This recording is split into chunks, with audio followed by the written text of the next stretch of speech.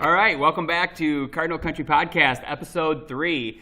If you're new, well, I would encourage you to go back and check out previous episodes that are either on the Michigan Center District homepage under the Community tab, or go to YouTube and just type in Cardinal Country Podcast, and you can go look at any of the previous episodes that have been already released. The episode number 1 was basically an introduction. Episode 2 was an interview of seniors Josh Rankin and Boomer Perry, just looking at athletics, leadership class, National Honor Society, and what their plans for the future are. In this episode, we're going to have 3 more senior guests, and we're going to highlight kind of the football season and looking ahead to the playoff game this weekend. Everything so far has been kind of focused on things from the high school, but we do have some elementary episodes coming up in the near future.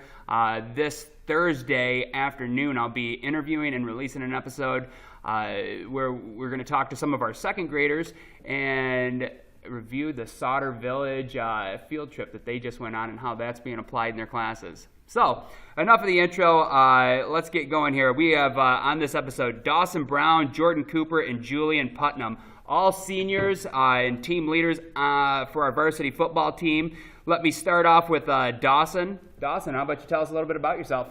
Hello, I'm Dawson Brown, senior captain running back, and yeah, what else you got? And that's. Do you do any other sports? I run track in the spring. Track in the spring. Yep. Yeah. You look like you'd be fast. It's Does that big head of hair hold you back? a little deceiving. Yeah. Good deal. Well, thanks for coming on the podcast with us. Next up, Jordan Cooper, another senior. Jordan, why don't you tell us a little about yourself? Hi, I'm Jordan Cooper. Play defensive end and fullback on the football team. I also play baseball, play pitcher and first, and Good deal. yeah. Yeah, all right. Yeah. And you're new to the school, right? I mean, how long have you been here now? About 2 years? Is that correct? I've only been here for about a year now. Came from Northwest, Northwest, yeah. transferred out. Right.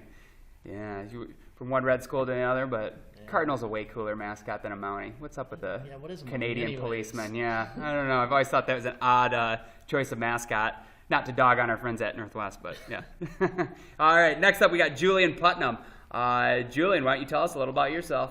I'm a two-way starter on the offensive and defensive line. I play right guard and defensive tackle. I'm also all-conference at left tackle this season, and I do wrestling, and I also do track. I'm also part of NHS and leadership class. You sound like a busy guy. Yeah. Yeah, you're gonna have your hands full your senior year. Yeah. So good deal. Well, thanks for taking some time out of your schedule and coming down to get interviewed. Thanks for So, first up, just let's recap the regular season a little bit. We did that a little bit last week with Boomer too, but 8-1 on the regular season. Sounds like that was a pretty darn good year. Do you guys have any favorite memories of the season or anything cool that happened that kind of sticks out in your mind? I just love going out there and playing. Every game has been a blast. We're pretty good this year, so there's not too many challenges, but those challenging games have always been the highlights. Sure. Like, I remember I played football when I was in high school, too, and I was not on a team that was even close to as good as what you guys are. And I loved playing football just for the joy of playing football. It was fun hanging out with a tight-knit group of guys and going out there and playing the game, and it was great. But, man, I always thought, I wish I would have been on a team that was like your caliber, you know, a good team that was making a run in the playoffs. And I always thought that would be just a really cool life experience. Probably my favorite part of the season was the Vandercook game, because it felt like all the guys went out there, and even though it wasn't a big game for us, it just felt like the energy was really high. And what I like to say is, went out there and just got some hit sticks, and it got everyone going crazy, and there's lots of turnovers. And even though we beat them by a lot, Yeah. it was just, there was high energy. Just one of those games where everything was clicking, huh? Yeah. Yeah, that's cool, man. That's awesome. So Yeah, it was one of those games where pretty down in the beginning. It felt like there wasn't a lot of energy, and then one big play just switched the game into this huge high energy. The crowd was going crazy, and good deal. Was that a home game or away? that was an away game. Yeah. Later in the season or early? Do you remember what week that was? It was right around the halfway point. Yeah. Right.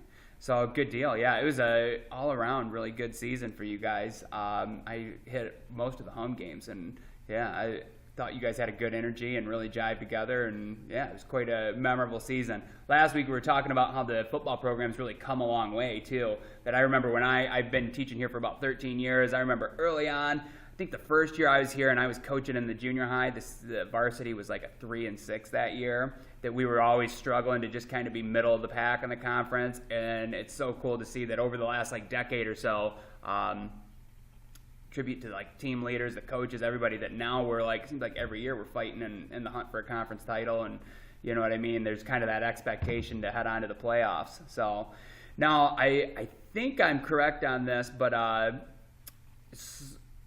no Michigan Center team has ever won 2 playoff games, correct? I would imagine that your coaches had talked about that. We've had a couple different teams that have won that first round. And let's talk about that first round playoff win here that occurred last Friday. So Grass Lake was your only regular season loss, correct? Yes. In a close game.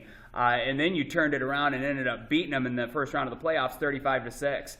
Why don't you guys tell me, like, what happened? What was the difference there? Because that was a tight loss, and then it went to like a pretty decisive victory, it seemed like. So what'd you do different? I think we pushed through adversity. I think the first time with Jake going down, we all kind of froze up for a minute, and then we kind of lost sight of it, and it kind of slipped away from us. Sure. And I think this time around we were a lot more focused, and we had a really good week of practice, and we just went into that game physically and mentally ready. Right on. Honestly, going into it, we didn't feel like we could lose. Honestly, like, here's another thing too, and you can feel free to tell me that you don't know what you're talking about, Taluki, but like that first loss was on homecoming week too. Mm-hmm. And I've always said homecoming and Snowfest, even though they're an awesome thing that I wouldn't want to get rid of, boy, they're a huge distraction for the athletes. That you just have so much other stuff going on. You're thinking you got a dance coming up, you got all just a week-long slate of activities where you're dressing up every day that, like, you know, from a coach's perspective, which I've coached too, that I find that's usually a distracting week and not ideal for, like, going out there and trying to win a serious game. You know, usually I wouldn't want, like, often in wrestling season, it'll fall on the week of, like, the conference tournament. And I know a few times I think we've had guys underperform because, for that reason, that they just get distracted and stuff. So maybe that was a part of it too. What did you do for that first playoff game? Was there anything that you specifically did different to prepare for Grass Lake for round 2? We tried doing like new play calling, like styling, like signals, but after a couple of series that didn't end up working, so we went back to our original huddle, and things started to click and moving along. And after that first half, it felt a lot like the first game, 7-0 at half. So we really had to come out that second half of the pop, which we did. That's good, man. Being adaptable and being able to roll with it out there. I mean, that's, you know, being able to function as a team, like you guys already said, that's a pretty key part of being a successful program and now making a run into the playoffs. So hopefully we can see some of that magic and success panning out in round 2.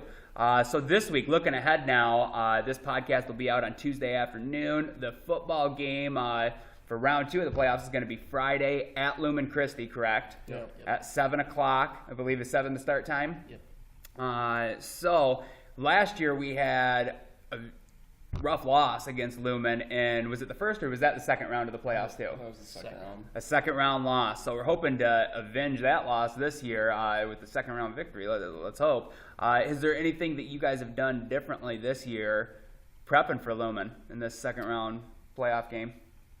We just have to go into this game really confident and have no doubt in our minds that we can beat this team. Mm-hmm. They put their jeans on the same way we do. They're high school kids, just like we are. There's no difference between them. They have big boys, we have big boys. We just got to go out and pop them. That's true, man. I think, and I've got the perspective, I've been at center for 13 years, and I've always been a fan of the football program and coached in the junior high for way back when, but I do think this is one of the better teams that I've seen come out of center. So, and I think we're probably better this season than we were last year. Also, and I'm not in any way an expert on Lumen Christi, but from just kind of looking at some of the scores and what I hear in the community, it sounds like there is still obviously a really good team this year, but maybe not quite as dominant as they were last year. So hopefully You know what I mean? The stars are aligning just right, and we've improved enough, and they might have, graduated enough talent that this year is our year to, get that first ever second round playoff win. So I know you guys are really focused on that. Any other comments about this week or looking ahead to the playoff game? You guys got anything? No? All right. So let's move on. Just say, hey, good luck to all of you guys. That'll kind of wrap it up, and I'll be pulling for you and definitely get out to the game this Friday. Hopefully, I'm sure there'll be a lot of community support, and most of Michigan Center is going to pack up and head over to that Lumen Christi field. I don't know, does their field have a name, or is it just – because I was used to them back when I was in high school. They played at Withington Stadium, which was the Jackson High field, but now they play at their own. So anyway, heading over to Lumen Christi, I'm sure there'll be a big turnout from Cardinal country heading out that way. You guys, just kind of closing comments here. What are you guys planning on doing? Anything you're looking forward to for the rest of the senior year, or like after school? What are your plans? Undecided? Oh man, I'm waiting for JC to start up a football team. Waiting for JC to start up? You know what? At one time, I would have kind of laughed at that and not thought it was going to happen. But they have been picking up a lot of athletics out there, so you never know. They might. Yeah, maybe that'll be good move there. Some affordable college. Do you think, Dawson, you think you're planning on going to JC? Yeah. Yeah. Yep. You can definitely, we talked about that a little bit in the last episode too, that like, man, the price of college has just gone through the roof, and that's like debt that follows you your whole life. You can't declare bankruptcy on that debt. So it really it's one of the only kinds of debt that you can't get away from until you pay it off, or you know what I mean, or you die, and so it's going to follow you around for quite a while. So I always encourage kids to like just be very mindful of that. And if you are going to college, that's can be a great path, but make sure you've got kind of an end goal, in mind, and know what you're going to do. And if you are kind of undecided, going to JC is a great place where it can be more affordable and get some of those basic classes out of the way. How about you, Cooper? What do you got? What are your plans for the future? I'm looking at playing baseball in college, but Nice.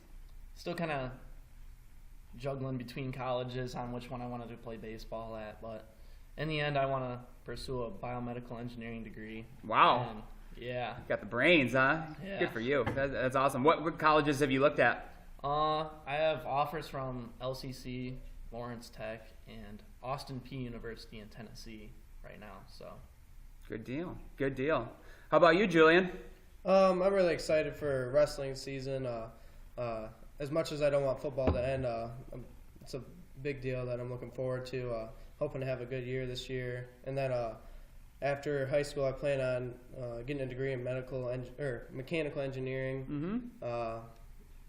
Yeah. Yeah, good deal.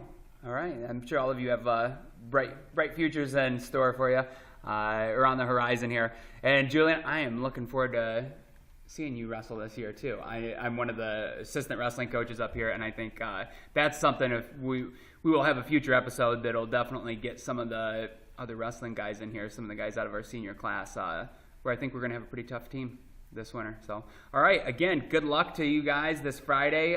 Anybody listening, I definitely encourage you to get out there Friday night at 7. Go support our guys on the field. Let's hope that we make some history there and get a big win against Lumen. This Thursday afternoon, just a reminder, I'll be interviewing some of our second graders in regards to the Sauter Village field trip. So that should be posted up at least by Friday morning. So hopefully everybody's starting to discover this little podcast, and you keep coming back for more. All right, take care.